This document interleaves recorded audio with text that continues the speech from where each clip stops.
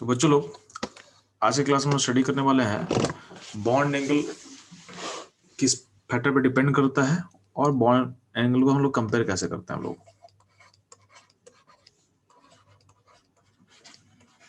तो ध्यान देना, जब बात करते हैं बॉन्ड एंगल का तो बॉन्ड एंगल कुछ फैक्टर पे डिपेंड करता है। फैक्टर क्या क्या होता है तो आपको बोला गया फैक्टर जो इंपॉर्टेंट फैक्टर हम बात कर रहे हैं तो पहला होता है हाइब्रिडाइजेशन। ठीक है, तो bond angle depends on what hybridisation.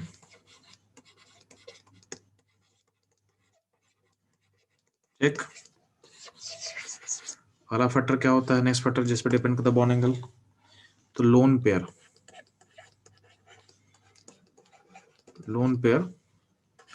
Of central atom. क्या होता है सेंट्रल एटम।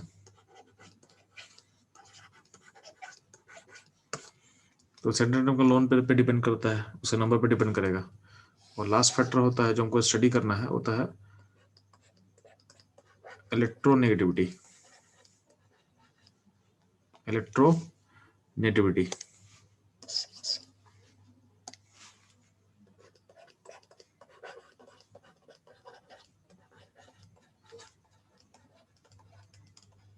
ठीक है, एक और फैक्टर हम ले सकते हैं साइज ऑफ सराउंडिंग एटम। एक और फैक्टर ले सकते हैं जो कभी कभी हम यूज करेंगे, size of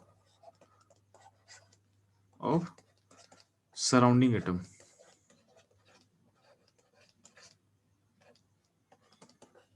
size of surrounding atom, तो ये चार फैक्टर पर डिपेंड करने वाला है।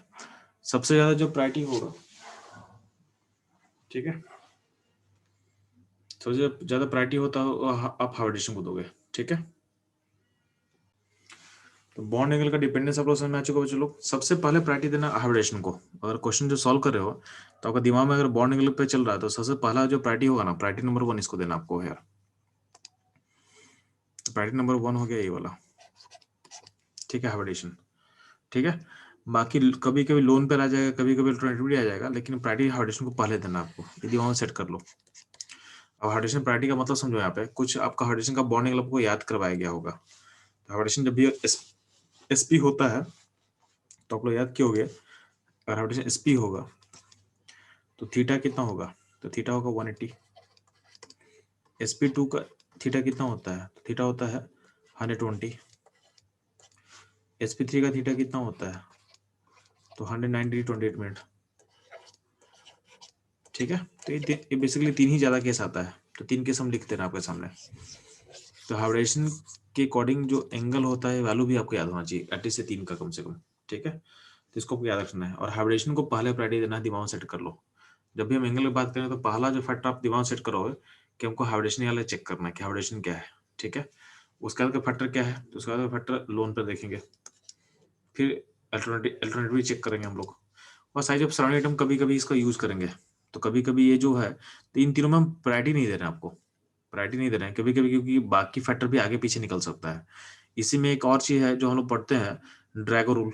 तो बॉन्ड एंगल पे मैं पढ़ा चुका हूँ ड्रैगो रूल, उसका यहाँ पे एप्लीकेशन करेंगे। ठीक है, तो ड्रैगो रूल लास्ट में हम सीखेंगे कि कहाँ उसको हमको अप्लाई करना है। ठीक, तो आपको ये ऑर्डर चलना है। अब ध्यान देना, इसमें सारे फैक्टर को 1 बाय 1 स्टडी करते हैं। तो आपको हाइब्रिडेशन का फैक्टर समझ में आ गया कि हाइब्रिडेशन पे थीटा कैसे डिपेंड करता है, तो कुछ कुछ हाइब्रिडेशन का वो थीटा आपको पता होना चाहिए। ठीक,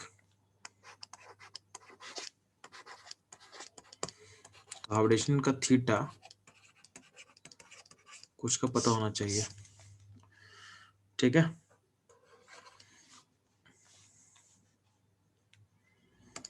तो हाइब्रिडेशन क्या है, एसपी है, तो थीटा कितना होगा 180 डिग्री। ठीक, sp2 कितना होगा चलो 120। sp3 थीटा अगर रहेगा तो क्या बोलोगे आप, 190 degree 28 minute, 190 degree and 28 minute. याद रखना आपको, ये फैक्टर याद रखना आप। ठीक है, तो ये रहेगा हाइब्रिडेशन के बारे में। अब ध्यान देना, जब हम हाइब्रिडेशन का बात करते हैं थीटा का बात करते हैं तो इसमें एक और फैक्टर याद रखना, आपका परसेंटेज एस कैरेक्टर का। तो ध्यान देना, परसेंटेज एस कैरेक्टर, तो अगर एसपी रहेगा तो एसपी में क्या एक एस और एक पी है, तो इसमें एस कैरेक्टर कितना होगा 50%। और साथ में एक और दे रहे हैं परसेंटेज पी कैरेक्टर। तो एसपी हाइब्रिडेशन में एस कैरेक्टर 50% है, पी कैरेक्टर कितना है 50% है।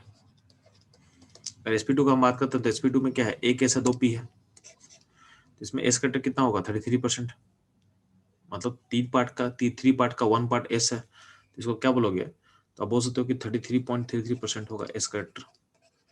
और पी कैरेक्टर कितना होगा, तो पी कैरेक्टर होगा माइनस का 200 से, तो क्या होगा 66.66% होगा पी कैरेक्टर। sp3 में 4 पार्ट है टोटल, 4 में से 1 पार्ट है एस, 3 पार्ट है पी, इसका मतलब होगा 25% एस कैरेक्टर होगा और 75% क्या होगा पी कैरेक्टर होगा। इसमें खास बात ध्यान देना कि जैसे से एस कैरेक्टर घट रहा है, जैसे से एस कैरेक्टर घट रहा है, देखो नीचे से एस कैरेक्टर घट रहा है तो थीटा भी घट रहा है, तो थीटा भी घट रहा है, यानी percentage s character proportional to the theta. जितना एस कैरेक्टर ज्यादा होगा उतना थीटा क्या होता है, हाई होता है। ये दिमाग सेट कर लो कि एस कैरेक्टर, आप उल्टा भी सोच सकते हो कि थीटा अगर हाई होगा तो एस कैरेक्टर ज्यादा होगा, ये उल्टा, या फिर आप रिवर्स सोच सकते हो कि अगर एस कैरेक्टर ज्यादा है तो क्या थीटा हाई होगा। और देखो पी कैरेक्टर देखना, तो नीचे देखो पी कैरेक्टर क्या हो रहा है, पी कैरेक्टर बढ़ रहा है, तो थीटा क्या हो रहा है, घट रहा है। तो कहीं ना कहीं जो पी कैरेक्टर है, पी कैरेक्टर थीटा को घटाने के लिए रिस्पॉन्सिबल होता है, यानी जो थीटा होगा इनवर्सली प्रोपोर्शनल टू क्या होगा, परसेंटेज पी कैरेक्टर। यानी पी कैरेक्टर अगर हाई होगा तो थीटा क्या होगा, थीटा लो होगा, और एस कैरेक्टर हाई होगा तो क्या होगा, थीटा हाई होगा। तो ये दिमाग ध्यान देना, यानी एस कैरेक्टर पी कैरेक्टर पे थीटा का डिपेंडेंस आपको पता होना चाहिए। ठीक है, अगर आपसे कोई बोलेगा, एक केस हम ले रहे हैं कि अगर मान लेते हैं कि आपका एस कैरेक्टर जीरो हो जाए, एस कैरेक्टर जीरो हो जाए, तो मेरे को आप लोग आंसर करना कि एस कैरेक्टर जीरो करे तो पी कैरेक्टर कितना होगा 100, अगर 100 मान लेते हैं, तो इसका मतलब क्या है कि अब आपके पास जो ऑर्बिटल है वो प्योर पी ऑर्बिटल है, मतलब उसमें एस का पर्सन है ही नहीं, तो यहाँ जो ऑर्बिटल क्या होगा, पी होगा, क्या होगा, पी होगा। तो पी ऑर्बिटल में, पी ऑर्बिटल में अगर अगर बॉन्ड एंगल देखा जाए तो पी ऑर्बिटल्स आपस में क्या होता है, म्यूचुअली परपेंडिकुलर होता है। आपको पता है कि पी में क्या होता है, 3 ऑर्बिटल होता है, p x p y p z. तो p x p y p z का बात करते हैं हम लोग, तो ये आपस में क्या होता है, म्यूचुअली परपेंडिकुलर होता है, तो बॉन्ड एंगल कितना होगा जी, 90 होगा। तो अगर पूरा का पूरा पी, अगर पी कैरेक्टर 100% हो तो बॉन्ड एंगल कितना बोलेंगे, तो आप बोलोगे 90 बोलोगे, क्या बोलोगे, तो बॉन्ड एंगल थीटा बोलोगे क्या हो जाएगा, 90 डिग्री हो जाएगा। ठीक है, तो यहाँ पे ध्यान देना कि एस कैरेक्टर अगर पी कैरेक्टर फुल्ली हो जाए, 100% पी कैरेक्टर हो जाए, तो बॉन्ड एंगल क्या हो जाएगा आपका 90 हो जाएगा। ठीक है, क्योंकि उसमें ओनली पी ऑर्बिटल है, और पी ऑर्बिटल क्या होता है, p s p y p z, तीनों क्या होता है, म्यूचुअली क्या होता है, परपेंडिकुलर होता है आपस में, तो बॉन्ड एंगल क्या हो जाएगा 90 हो जाएगा। ठीक है, यहाँ तक कोई प्रॉब्लम है तो पूछो मेरे से, यहाँ तक कोई प्रॉब्लम है चलो। No sir. ठीक है, अब ध्यान देना, इससे बेसिक क्वेश्चन कर लेते हैं हम लोग। तो हाइब्रिडेशन बेस्ड क्वेश्चन हम बोल रहे हैं आपसे कि वो आपसे पूछा जाएगा कि हमको कंपेयर करना है बॉन्ड एंगल BCl2 का, BCl3 का एंड CCl4 का, इनका बॉन्ड एंगल को कंपेयर करना है। तो कंपेयर करके मैं बताओ, इसमें और भी हम डाल दे रहे हैं चीजों को, BF3 BBr3, ठीक है, BF4 माइनस, ठीक, BI3, ठीक है, SO3,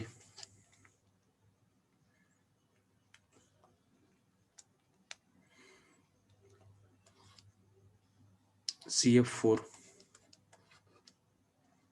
CH4। तो अब क्वेश्चन क्या है, अरेंज अकॉर्डिंग टू थीटा। ठीक है, अरेंज अकॉर्डिंग टू थीटा, जल्दी से फास्ट इस क्वेश्चन को सॉल्व करोगे, इन सारे को किसका थीट मतलब किसका हाई है किसका लो है बताओगे फास्ट। ठीक है, किसी कुछ डाउट हो पूछ सकते बीच में आप मेरे से। ठीक है, कुछ लोग डाउट है कि अगर एस कैरेक्टर 100% होगा तो क्या होगा, तो एस कैरेक्टर 100% होगा तो थीटा अनडिफाइंड होता है, थीटा आप डिफाइन नहीं कर पाओगे, क्योंकि एस कैरेक्टर 100% मतलब क्या होता है कि एस पूरा स्फेरिकल शेप का होता है, तो स्फेरिकल शेप में कहीं भी एंगल बन सकता है, तो उसको हम डिफाइन नहीं कर सकते हैं। एस एस जो ऑर्बिटल होता है उसका डायरेक्शन नहीं होता है, पी का होता है डायरेक्शन होता है। तो डायरेक्शन जब नहीं डिफाइन होगा तो हम एंगल भी डिफाइन नहीं कर पाएंगे इस कटर में, और 100% होगा तो। इसे देखना कि एसपी का 180 हो गया, तो 180 के बाद कुछ एंगल पॉसिबल है क्या? आपको पता है ना कि 180 एंगल मैक्सिमम होता है किसी भी बीच में। तो 180 एंगल, अगर दो लाइन के बीच में एंगल 180 हो रहा है, उसके बाद ऊपर या नीचे करोगे तो एंगल घटेगा ही। तो इसका मतलब यही है कि एस कटर 100% का केस नहीं आएगा अपने पास। ठीक है आदित्यांशु? Yes sir. ठीक है, ठीक है। फटाफट क्वेश्चन को सॉल्व करना है जो क्वेश्चन मैं दिया हुआ यहाँ पे। इस क्वेश्चन में देखो बच्चों लोग, आपको हाइब्रिडेशन फाइंड करना है, और हाइब्रिडेशन फाइंड करके आप आंसर निकाल सकते हो। ठीक है, तो बीच लोग हाइब्रिडेशन क्या होता है जी? एसपी होगा, इसका होता है sp2, इसका होता है sp3, इसका होता है sp2, sp2, sp3, sp2, sp2, sp3, sp3। जिसका हाइब्रिडेशन कॉमन होगा उसका एंगल भी कॉमन होगा, जिसका हाइब्रिडेशन कॉमन होगा उसका एंगल भी क्या होगा? कॉमन होगा। ठीक है, तो सिंपल सा बात है। अगर देखा जाए तो सबसे बड़ा एंगल किसका होगा? sp का होगा 180। लार्जेस्ट एंगल होगा BCl2 का, उसका sp2 होगा। तो sp2 कौन कौन है अपने पास? BCl3 है, BF3 होगा, BBr3 होगा, ठीक है, BI3 होगा। ठीक, ये हो गया सब सारा sp2। इवन SO3 होगा। ये सारा एंगल क्या होगा? सेम होगा। उसका देखना sp3 पे आते हैं, तो sp3 कौन कौन आपके पास है? तो C BF4 माइनस, इसका बराबर होगा इससे, इसको अगले लाइन में देते हैं, बेटर रहेगा। ठीक है, तो क्या होगा? BF4 माइनस इक्वल टू होगा CCl4 इक्वल टू होगा CF4 इक्वल टू होगा CH4। तो ये होगा आपका बॉन्ड एंगल के अकॉर्डिंग अरेंजमेंट। सारा क्वेश्चन बेस्ड था आपके हाइब्रिडेशन पे। ठीक है, तो हाइब्रिडेशन वाला टॉपिक हम लोग खत्म करते हैं। ठीक, नेक्स्ट मूव करते हैं हम लोग अगले फैक्टर पे। अगला फैक्टर क्या आपके पास है? Loan pair. ठीक, लोन पेयर ध्यान, लोन पेयर पे कैसे डिपेंड करता है तो ध्यान दे दें। तो नेक्स्ट मूव करते हैं हम लोग लोन पेयर पे।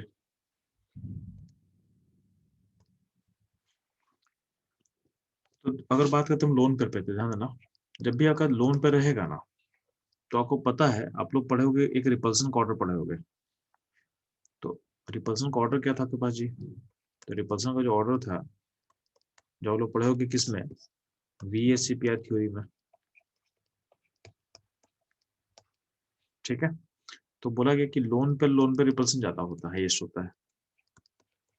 उसके बाद क्या बोला गया है? लोन पे बॉन्ड पे रिपल्सन होता है। और उसके बाद क्या होगा? बॉन्ड पर होगा। ठीक है, तो ये आपका रिपल्सन का ऑर्डर है, ये आपके रिपल्सन का ऑर्डर है। ठीक, अब ध्यान दें, मान लेते हैं कि अगर आपके पास कोई एटम ए है और यहाँ पे 3 बॉन्ड बना हुआ है, तो लॉजिकली एंगल क्या होना चाहिए था? लॉजिकल एंगल 120 होना चाहिए। अब इसी में अगर मानते हैं कि एटम पे एक लोन पर आ जाए और 2 बॉन्ड बना हुआ है, तो अब क्या होगा? ये जो लोन पेयर है, तो यहाँ पे देखोगे तो यहाँ पे ये बॉन्ड पेयर के बीच का रिपल्सन है, और ऊपर में जो रिपल्सन है, ये लोन पेयर बॉन्ड पेयर का रिपल्सन है यहाँ पे, और यहाँ भी लोन पेयर बॉन्ड पेयर का रिपल्सन है। तो ये जो रिपल्सन का जो यहाँ ऑर्डर होगा, ये ज्यादा हाई होगा। तो ये क्या, जो अंदर ये जो बॉन्ड है, ये बॉन्ड थोड़ा सा कंप्रेस हो जाएगा। क्या हो जाएगा? बॉन्ड क्या हो जाएगा? कंप्रेस हो जाएगा due to presence of lone pair. तो बॉन्ड थोड़ा कंप्रेस थोड़ा छोटा हो जाता है। ठीक है, यानी इसका जो वैल्यू होगा वो 120 से कुछ कम हो जाएगा। ओके, 120 से क्या होगा? कुछ कम हो जाएगा। ठीक, तो ये ध्यान देना। इसका मतलब क्या बोला गया है कि जो थीटा होता है, जो थीटा होगा उसका वैल्यू होता है वो लोन पेयर के जितना ज्यादा होगा उतना ही क्या होगा? घटेगा। ठीक है, बट ध्यान देना, इसको अप्लाई करने के लिए हम क्या बोले हैं? हाइब्रिडेशन अगर सेम हो तो अप्लाई करना चाहिए को। अगर हाइब्रिडेशन डिफरेंट होगा तो ये इसको अप्लाई मत कर देना। तो ध्यान देना, यहाँ लिख दे रहे हैं हम। तो ऐसा कॉन्सेप्ट जो है उसको लिख दे रहे हैं हम। कॉन्सेप्ट क्या आपके लिए? तो for same hybridization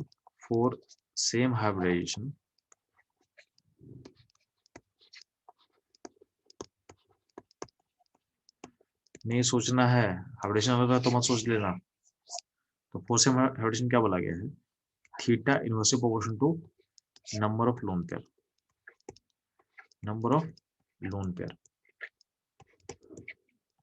ठीक है। Theta inversely proportional number lone pair कब, जब आपका हाइब्रिडेशन सेम हो। फॉर एग्जांपल ध्यान देना इसका, आपको बोल रहे हैं CH4 अमोनिया एंड वाटर,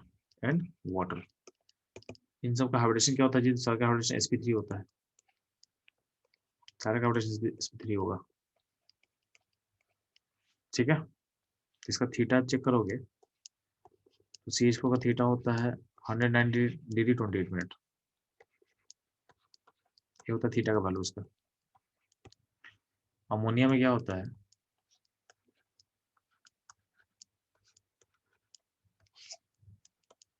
ठीक है, अमोनिया में ये होगा। अब अमोनिया में जो होगा तो इसमें देखो लोन पर जो है इसको तो कंप्रेस करेगा, तो अल्टीमेटली जो एंगल होगा, जो यहाँ पे जो एंगल का बात कर रहे हैं एच एन, यहाँ जो एंगल थीटा है, ये थीटा का वैल्यू दिखाएगा कितना होता है 107 डिग्री, कितना होता है अमोनिया का 107 डिग्री, ठीक। हम बात करते हैं वाटर का, तो वाटर में देखो ध्यान से, तो वाटर में क्या दो एच का बॉन्ड है और दो लोन पेयर है, तो लोन पेयर रिपल्सन और करेगा, तो और करने से होता क्या है कि यहाँ जो एंगल है, ये जो एंगल थीटा का बात कर रहे हैं, थीटा हो जाता है 104 डिग्री के आसपास होता है, 104 डिग्री का 4.5 ऐसा होता है, ठीक है।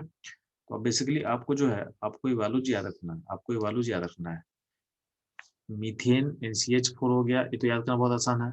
अमोनिया का वैल्यू आपको याद रखना है, इसको भूलना नहीं है, इसको आपको याद कर लो अच्छे से। ये होता है 107 डिग्री, और वाटर का बॉन्ड कितना होता, वाटर का बॉन्ड होता है 104.5 डिग्री होता है, ठीक है। तो ये डाटा को याद रखना है। तो आप दिख रहा होगा कि जितना लोन पर आ रहा है उतना ही क्या हो रहा है, बॉन्डिंग घट रहा है, उतना ही क्या हो रहा है, बॉन्ड एंगल आपका घट रहा है, ठीक है। तो लोन पे आने से क्या होगा, बॉन्ड डिक्रीज करेगा। एक थंब रूल दे रहे हैं आपको, एक थंब रूल दे रहे हैं आपको, दिख भी रहा होगा कि मीथेन में, मीथेन का लोन पेयर 0, अमोनिया में एक लोन पेयर है, तो उसमें एक लोन पेयर आने से आपका बॉन्ड एंगल कितना डिक्रीज हुआ है, और देखोगे तो 2 से 3 डिग्री के आसपास डिक्रीज हुआ है, मतलब 109 डिग्री से 107 डिग्री पहुंचे हो, और यहाँ से पहुंचे 104.5 पहुंचे हो। तो ऑलमोस्ट आप बोल सकते हैं कि फॉर एवरी लोन पेयर, तो ईच लोन पेयर, तो ऐसा सोच सकते हैं हम लोग, एक second, each lone pair decreases theta by 2.5 degree.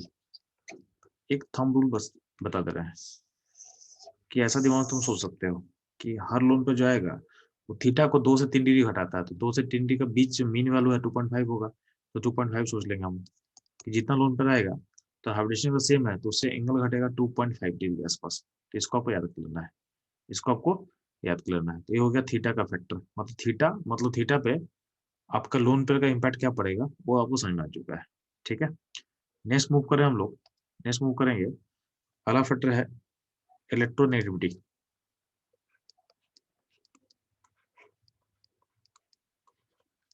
Electronegativity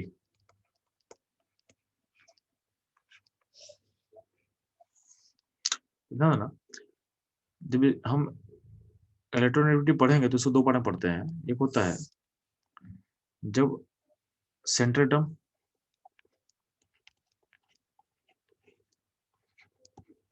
का वैल्यू पे कैसे डिपेंड करता है, और एक होता है सराउंडिंग एटम के पे कैसे डिपेंड करेगा।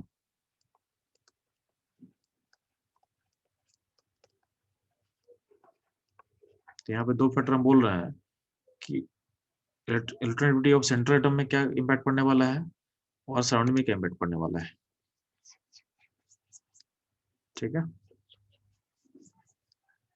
तो ये चीज आपको ध्यान देना है, ये चीज आपको ध्यान देना है। तो इसको समझो यहाँ पे बच्चों लोग, जब बात करते हैं हम सेंट्रल एटम का, जब बात करते हैं हम सेंट्रल एटम का, तो अगर आपका सेंट्रल एटम का इलेक्ट्रोनेगेटिविटी बढ़ेगा तो क्या होगा, घटेगा तो क्या होगा। यानी सेंट्रल एटम की इलेक्ट्रोनेगेटिविटी भी कैसे डिपेंड करता है, आपका थीटा। मेरा फोकस तो ये है। आपको एक केस ले रहे हैं हम आपके पास, मान लेते हैं कि आपका सेंट्रल, आपका सराउंडिंग एटम सेम है, हम जूम कर रहे हैं कि आपका सराउंडिंग एटम में कोई चेंज नहीं हो रहा है, ठीक है, आपके सराउंडिंग में कोई चेंज नहीं हो रहा है, आपका बस सेंट्रल एटम चेंज हो रहा है। तो हम एक मान लेते हैं कि सेंट्रल एटम एक मेरे पास एम है और एक एन है, या बेटर हम बोल रहे हैं कि एक ए और बी मान लेते हैं हम लोग, ठीक है। तो एक आपका सेंट्रल एटम क्या है, ए है, ठीक है, और एक बी है, और दोनों का सराउंडिंग एटम सेम है। तो सराउंडिंग मान लेते हैं कि एम यहाँ पे भी है और एम यहाँ पे भी है, ठीक है। तो दोनों में एम एम ही है, यानी हम बस सेंट्रल एटम को चेंज कर रहे हैं, सराउंडिंग एटम में कोई चेंज नहीं कर रहा है, ठीक। तो इसका इम्पैक्ट क्या पड़ेगा थीटा पे, तो ध्यान देना।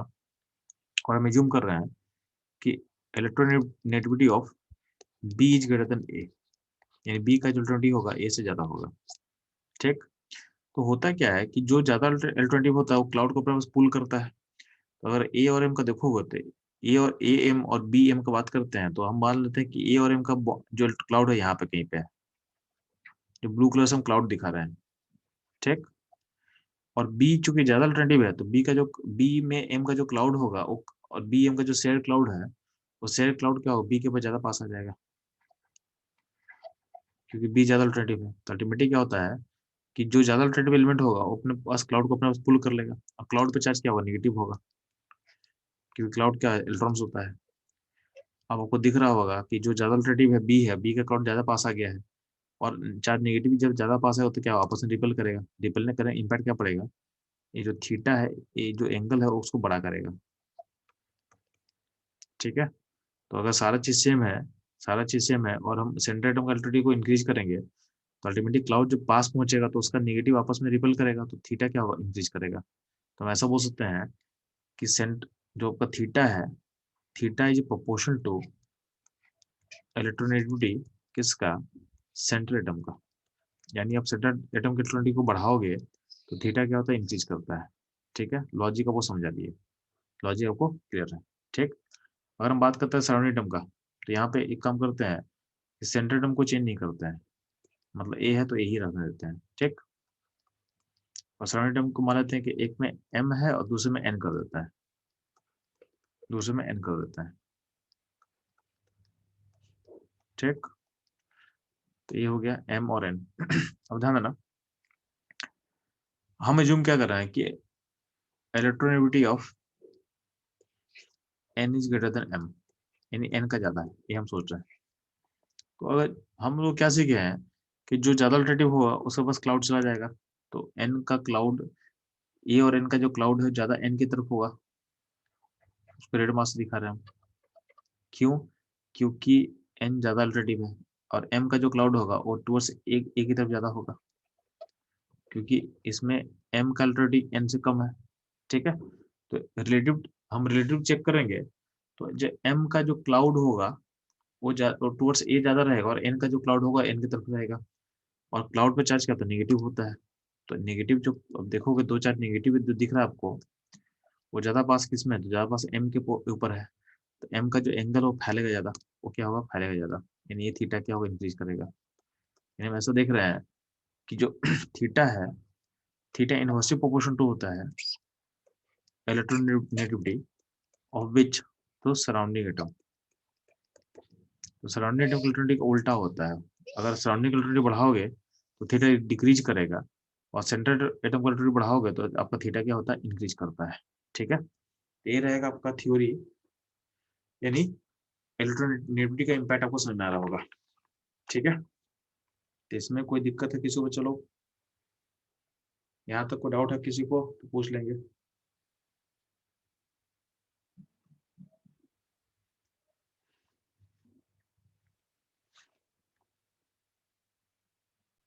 तो एक क्लास को मैं यही पेंट कर रहा हूँ, मैं नया सेशन शेयर करूंगा, उसमें आप लोग ज्वाइन करोगे फिर से, ठीक है। तो चलो मैं इस सेशन को मैं इन कर रहा हूँ। यहाँ तो कोई डाउट किसी से तो पूछ सकते हो आप लोग।